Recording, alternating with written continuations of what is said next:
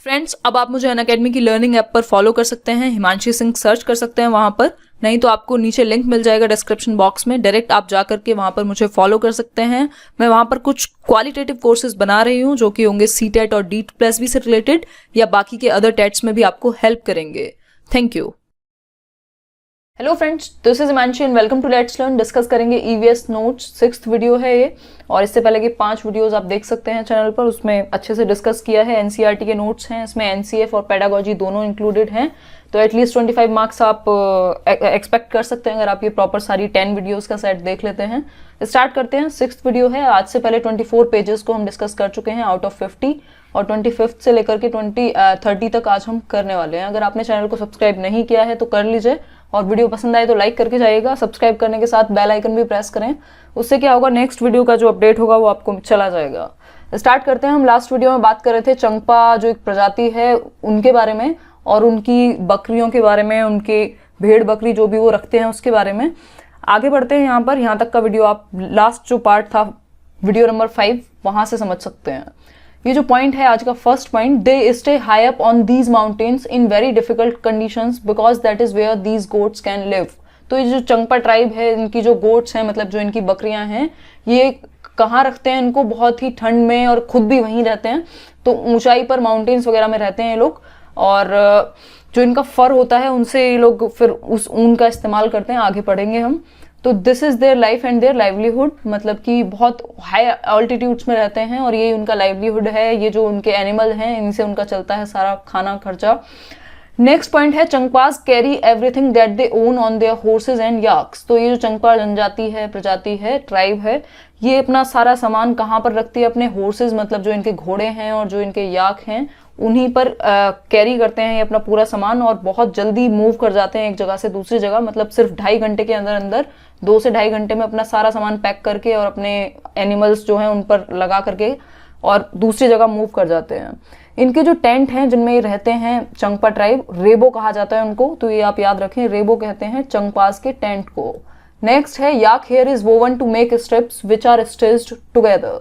मतलब ये जो एक एनिमल है, याक है और गोट है, ये जो चंपा प्रजाति रखती है इनको, ये जो याक के हेयर हैं, बाल हैं, उसको इस तरह से वीव किया जाता है, इस तरह से बुना जाता है कि एक स्ट्रिप बन जाए, और इसी का इस्तेमाल, ये जो एक प्रॉपर स्ट्रिप या एक पूरा शॉल टाइप ये लोग बनाते हैं इसके बालों से, वो इस्तेमाल करते हैं ये लोग, जो ये याक है या ये जो इनके एनिमल हैं उनको प्रोटेक्ट करने में।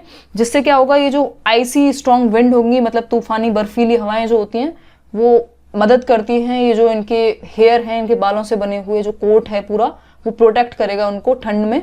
तो ये एक बात है। नेक्स्ट है in winters the temperature drops many degrees below 0। तो जब सर्दी के टाइम पे क्या होता है, माइनस में टेम्परेचर चला जाता है, और 70 किलोमीटर प्रति घंटा की रफ्तार से जो आपकी बर्फीली हवाएं हैं वो बहती रहती हैं। तो इतनी ज्यादा ठंडी जगह पर ये रहते हैं, कहने का मतलब ये है। नेक्स्ट पॉइंट है आपका जो लैंग्वेज है Changpa, in Changpa language Changthang means a place where very few people live. तो चंगथांग का मतलब क्या है चंगपा लैंग्वेज में?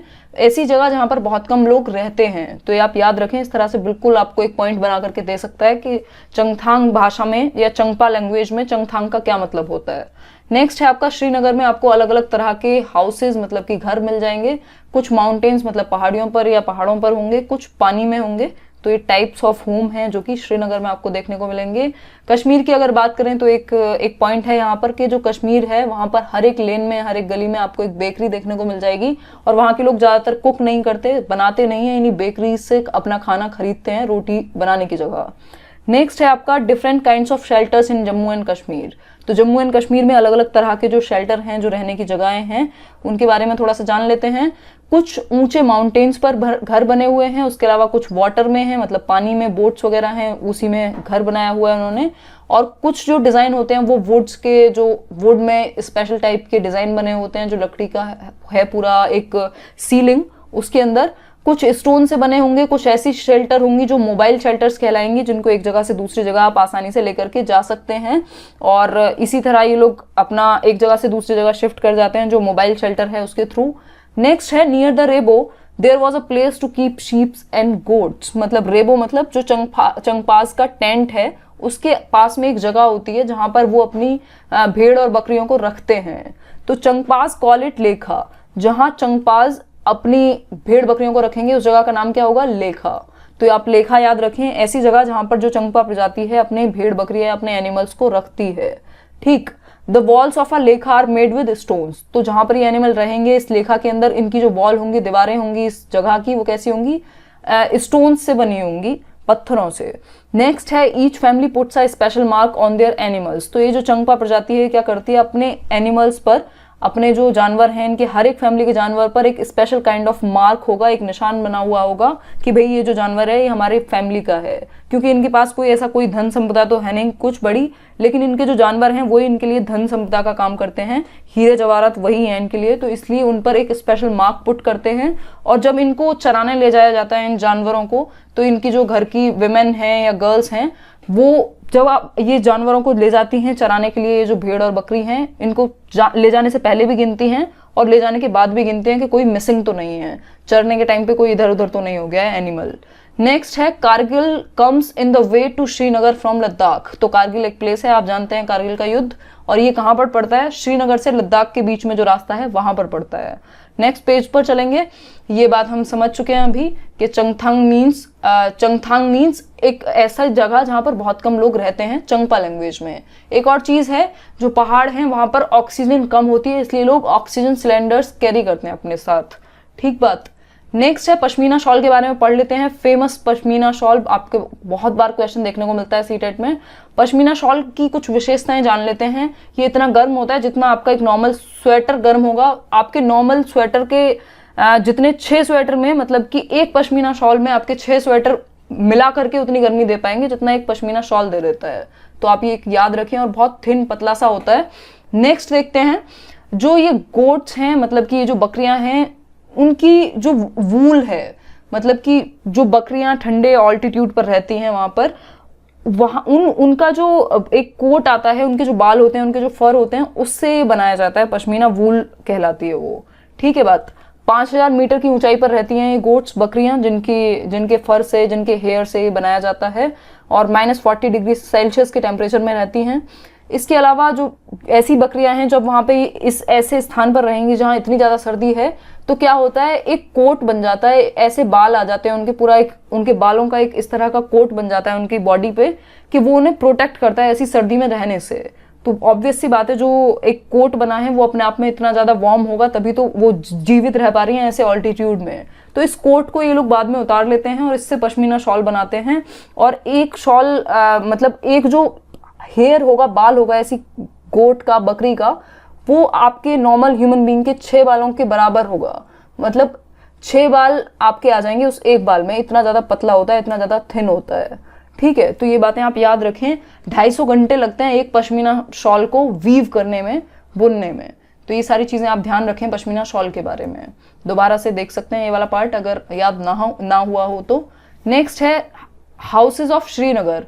श्रीनगर के घरों के बारे में कुछ विशेष बातें देख लेते हैं कि हाउस बोट्स होती हैं एक तो श्रीनगर में, मतलब प्रकार हैं अलग अलग घरों के। हाउस बोट्स होती हैं, तो हाउस बोट में क्या है, एक बोट टाइप होती है। बोट कहाँ पर होगी, पानी में होगी। ठीक। और ये कितनी लंबी इसकी हाइट या लेंथ होगी, 80 feet and 8 to 9 feet wide.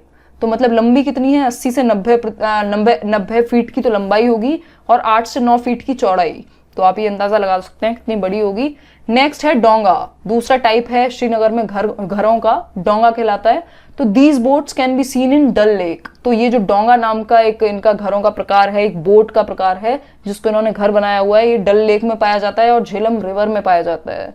तो डोंगा is just like a house with different rooms. तो ये रहता तो पानी में, एक बोट है, लेकिन बिल्कुल आपके घर की तरह होगा जहां पर अलग अलग रूम्स बने हुए होंगे। नेक्स्ट है beautiful carving on would can be scene on the ceiling of house boats. तो ये जो हाउस बोट हैं श्रीनगर में, कश्मीर में, इनकी जो छत होती है, जो सीलिंग होती है, वो एकदम बड़े घरों की तरह उसमें वुडन कार्विंग होती है, मतलब कि जैसे लकड़ी का डिजाइन बना हुआ होता है उस तरह का होता है। अगर आप एनसीईआरटी उठा के देखेंगे तो आपको ये फोटोज भी देखने को मिल जाएंगी, और शायद मैंने भी इंक्लूड की हूँ तो मैं वो आपको दिखा दूंगी। ठीक। तो ये जो डिजाइन है, जो ये जो वुड कार्विंग है, मतलब ये जो लकड़ी से डिजाइन बनाया हुआ है सीलिंग में, इसको खत्म बंद कहते हैं, जो एक भाषा है वहां की उसमें। क्लियर बात। जिग्सॉ पजल के जैसा ये डिजाइन होता है। तो एक एक छोटी छोटी माइन्यूट चीजों को भी हम डिस्कस करके चल रहे हैं, भले ही टाइम लग रहा है, लेकिन ये छोटी छोटी चीजें अगर आपको याद रहेंगी तो मतलब नहीं है कि आपका क्वेश्चन मिस हो जाए एनसीईआरटी से जितने भी आते हैं।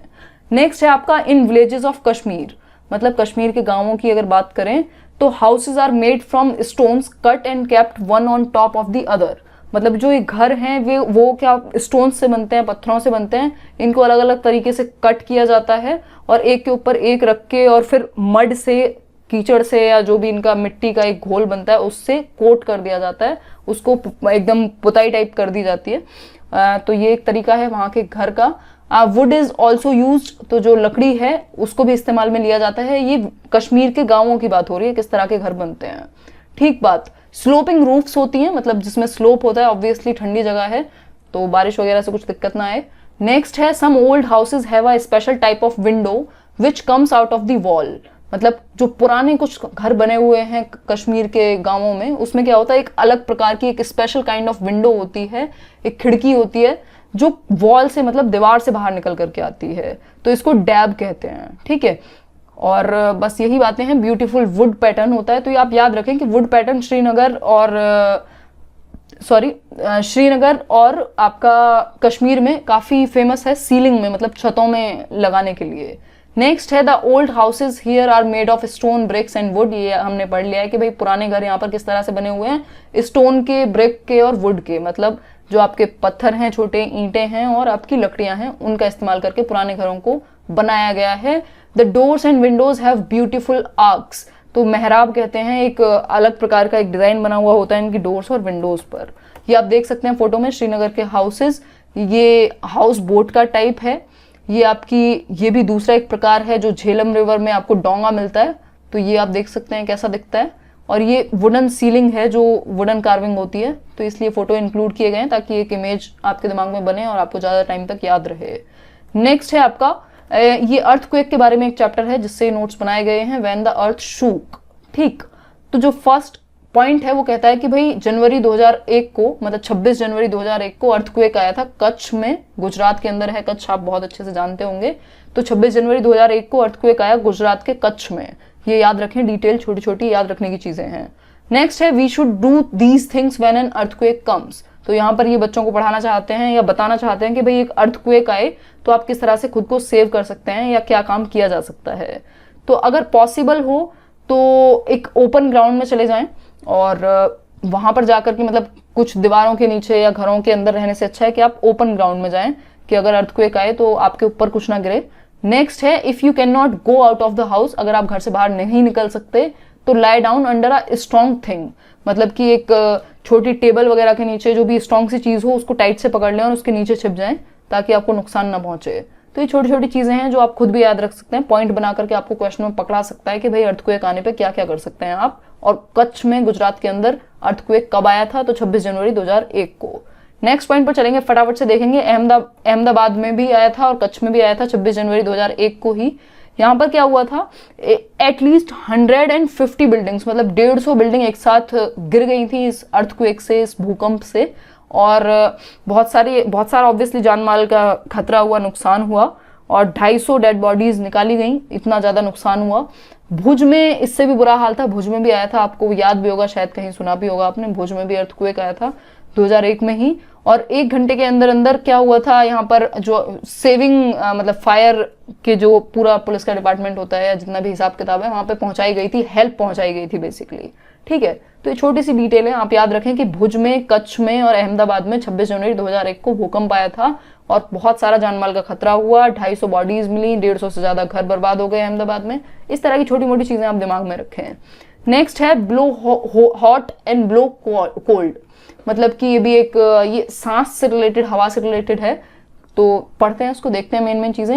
ये एक स्टोरी है, blow hot and blow cold, doctor Zakir Hussain ने लिखी है, जो प्राइम मिनिस्टर थे हमारे, former prime minister of India, और जाकिर हुसैन ने लिखी है। इसमें क्या बात की गई है कि भाई मेन चीजें मैंने निकाल के रखी हैं कि the air coming out of our mouth can be cold और hot as compare to the temperature outside. तो जो हवा है जो हमारे मुंह से निकल करके आ रही है वो डिपेंड करता है कि आपका बाहर का टेम्परेचर कैसा है, ठंडी भी हो सकती है उसके हिसाब से और गर्म भी हो सकती है। जैसा कि आप सर्दियों में हवा निकालते हैं मुंह से तो वो कैसी होती है, गर्म निकलती है, क्योंकि बाहर का माहौल क्या है, ठंडा है। नेक्स्ट पर देखते हैं, stethoscope is use to listen our heart beats, वही जो डॉक्टर यूज करता है हार्ट बीट सुनने के लिए, तो इसका नाम क्या है, स्टेथोस्कोप। ठीक है, तो ये आप याद रखें, स्टेथोस्कोप। नेक्स्ट है the cold air comes down as it is heavier, तो ये आप याद रखें, ठंडी हवा नीचे आती है क्योंकि ये भारी होती है, और गर्म हवा हमेशा कहाँ जाएगी, ऊपर जाएगी। जैसा कि आप स्मोक देखते हैं आसपास, धुआं देखते हैं गाड़ियों का या किसी का भी, सब ऊपर की तरफ जा रहा होता है, या कहीं पर आग लगी है तो वो ऊपर की तरफ जा रहा है, क्योंकि जो गर्म हवा है वो कैसी है, लाइट है, हल्की है, तो इसलिए ऊपर जाती है, और ठंडी हवा होगी तो नीचे आएगी क्योंकि हैवियर है। नेक्स्ट है the breath can be cold और hot according to the outside temperature, ये बात हम जान चुके हैं। एक और चीज है आपका, एक लास्ट पॉइंट इसके बारे में, air blown out from our mouth is hot and the mirror is cold. तो जब हम अपने मुंह से हवा निकालते हैं स्पेशली इन सर्दी, तो क्या होता है कि जो वो जम जाती है वो हवा पानी के रूप में आपके शीशे के ऊपर, मिरर के ऊपर। ऐसा क्यों होता है, क्योंकि जो आपने हवा निकाली है अपने मुंह से वो कैसी है, हॉट है, आपका जो टेम्परेचर है, बॉडी टेम्परेचर वो हॉट है, और जो वो मिरर है, शीशा है जो बाहर है, वो ठंडा है। तो जब वो उस पर जमती है तो वाटर वेपर के रूप में, वो पानी के रूप में प्रदर्शित होती है, और ड्रॉपलेट्स जम जाती हैं, छोटी छोटी बूंदें आ जाती हैं मिरर पर। तो आप याद रखें, इसका रीजन क्या है कि आपके मुंह से जो हवा निकली है ठंड में, वो क्या है, गर्म है, और बाहर का शीशा ठंडा है, इसलिए वो वाटर वेपर्स जम जाते हैं। तो आप कुल मिला के बात ये हो गई कि आपकी बॉडी का टेम्परेचर थोड़ा ज्यादा होता है सर्दियों में। नेक्स्ट पर चलते हैं, who will do this work. ये एक सेंसिटाइजेशन, मतलब सेंसिटाइज करने के लिए बच्चों को एक चैप्टर बनाया गया है। गांधी जी के बारे में एक स्टोरी है कि किस तरह से गांधी जी ने जो अछूतपना है उसको दूर करने की कोशिश की। तो इसमें थोड़ी सी एक स्टोरी बच्चों को आप ये बताएं कि बच्चे रेस्पेक्टफुल रहें ऐसे लोगों के प्रति जो स्कूल में काम करते हैं। क्लीनिंग डिपार्टमेंट है, जो साफ सफाई करने वाले लोग हैं वो भी इंसान है, उनको भी इस तरह से देखा जाए, so that children can think of some ways, और वो इस चीज को समझें बच्चे कि कुछ मशीन्स वगैरह बनाई जा सके या कुछ इनकी हेल्प की जा सके, ताकि लोगों को खुद वो काम ना करना पड़े गंदगी का। नेक्स्ट है, गांधी जीज friend Mahadevi son Narayan stayed with Gandhi ji when he was young. तो गांधी जी के बारे में एक कहानी है कि भाई गांधी जी ने बहुत सारा काम किया ये जो अछूतपना है उसको दूर करने के लिए इंडिया में, और उनके एक फ्रेंड थे महादेव भाई, जिनका बेटा नारायण गांधी जी के साथ रहता था उनके आश्रम में, और उन्होंने अनटचेबिलिटी को दूर करने के भरपूर प्रयास किए। उस टाइम पर क्या होता था कि बहुत कुछ स्पेशल लोग, कुछ छोटी जाति के लोगों को असाइन कर दिया जाता था जो इतने भी साफ सफाई के काम हैं उनको करने के लिए, और उन्हें अछूत कहते थे। उनसे ना उनके कोई हाथ का कुछ पानी पीता था ना कुछ और, उनको एकदम अलग थलग सा रखा जाता था। तो ये चीज गांधी जी ने मिटाने की कोशिश की, और गांधी जी के आश्रम में इस तरह का कुछ नहीं होता था, सब अपने काम करते थे, सब अपना मल जो भी गंदगी थी वो खुद उठाते थे, ना कि कोई स्पेसिफिक छोटा इंसान या छोटी जाति का इंसान जो वो उस टाइम पर कहा करते थे वो ये काम करेगा। उनके लिए सब बराबर थे और होने भी चाहिए। नेक्स्ट है, भीमराव अंबेडकर वॉज फ्रॉम गोरेगांव इन महाराष्ट्र। तो भीमराव अंबेडकर ने भी बहुत काम किया जो अनटचेबिलिटी है उसको मिटाने के लिए, और ये कहाँ से थे, गोरेगांव से थे, महाराष्ट्र में। गांधी जी कहाँ से थे, गुजरात। नेक्स्ट है, the Indian constitution was prepared under the leadership of Baba Saheb Ambedkar. तो आपको यहाँ पर ये पॉइंट याद रखना है अगर नहीं पढ़ा है, कि जो आपकी कॉन्स्टिट्यूशन है, इंडियन कॉन्स्टिट्यूशन, वो किसके अंडर तैयार की गई, किसकी लीडरशिप के अंडर तैयार की गई, तो बाबा साहेब अंबेडकर, भीमराव अंबेडकर जिनको हम जानते हैं, और फादर ऑफ इंडियन कॉन्स्टिट्यूशन भी आई थिंक इनको कहते हैं, if I am right. Next है, ये जो पूरी कहानी है ये एक इंडिया अनटच्ड एक डॉक्यूमेंट्री है, स्टॉलिन के द्वारा बनाई गई। वहां से, उस डॉक्यूमेंट्री फिल्म से ये जो कुछ पॉइंट्स थे वो उठाए गए हैं, तो ये भी आप याद रखें। नेक्स्ट पेज पर चलेंगे, लास्ट पेज है आज के लिए, 30 पेजेस हमारे इसके साथ कंप्लीट हो जाएंगे। नेक्स्ट कुछ वीडियोस में, बाकी की 4 वीडियोस में 50 पेज तक हम खत्म कर लेंगे। फटाफट से मेन चीजें देख लेते हैं कि जो नारायण, जो एक बच्चा था 11 साल का, जो गांधी जी के साथ रहता था उनके आश्रम में, उनके फ्रेंड का बेटा था, वो उनके साथ मिलकर सारे काम करता था। ये कहानी आप पढ़ लें। One of his jobs was to teach the guest. वो गेस्ट को सिखाता था कि वो अपने टॉयलेट्स को खुद कैसे क्लीन करें और अपना काम खुद कैसे करें, क्योंकि उस टाइम पर जो क्या बोलते हैं उसको, मलमूत्र का जो तरीका था वो एक अलग तरीका था। लोग बास्केट्स का यूज करते थे, फिर उनको फेंकने जाते थे। तो ये सारी चीजें वो उनको सिखाया करता था नारायण, जो गांधी जी के फ्रेंड का बेटा था, उनके आश्रम में रहता था। ठीक है, और इनका आश्रम कहाँ था गांधी जी का, वर्धा में, महाराष्ट्र। ठीक है, Gandhi ji, Mahadev bhai and others started to clean the toilets in the village. ठीक है, तो ये एक बात है। और नेक्स्ट चलते हैं फटाफट से। मतलब कुछ टाइम के बाद गांधी जी कहाँ रहने गए, वर्धा में रहने गए। तो ये एक स्टोरी मैंने आपको बता दी है, मेन चीजें। सारी कहानी पढ़ेंगे तो बहुत लंबा वीडियो बन जाएगा, आप खुद भी पढ़ सकते हैं रोक के, बाकी मेन पॉइंट्स मैंने आपको डिस्कस कर दिए हैं। Narayan knew that the people who usually did this work were thought to be untouchable. ये कहानी है कि भाई कैसे अनटचेबिलिटी को दूर करने की कोशिश की नारायण और गांधी जी ने मिलकर के। ये सारी मेन चीज़ें हम डिस्कस कर चुके हैं ऑलरेडी ऊपर, तो ये एक बात है। और बस थैंक यू, आज के लिए इतना ही। अगर वीडियो पसंद आया हो तो लाइक करें, शेयर करें उन लोगों के साथ जो भी तैयारी कर रहे हैं, जहाँ पर भी ईवीएस सेक्शन पूछा जाता है, चाहे वो सीटेट हो, चाहे वो यूपी टेट हो या कोई भी अदर टेट हो। और लाइक करें वीडियो, शेयर करें, सब्सक्राइब करें चैनल को, अपने दोस्तों से सब्सक्राइब कराएं। कुछ अच्छा हम डिस्कस करते रहते हैं यहाँ पर, चाहे वो सीटेट हो या कोई भी टीचिंग एग्जाम हो। Thank you guys, thanks for watching. कोई भी डाउट हो कॉमेंट सेक्शन में बताएं, कैसा लगा वीडियो ये भी कॉमेंट सेक्शन में बताएं। धन्यवाद।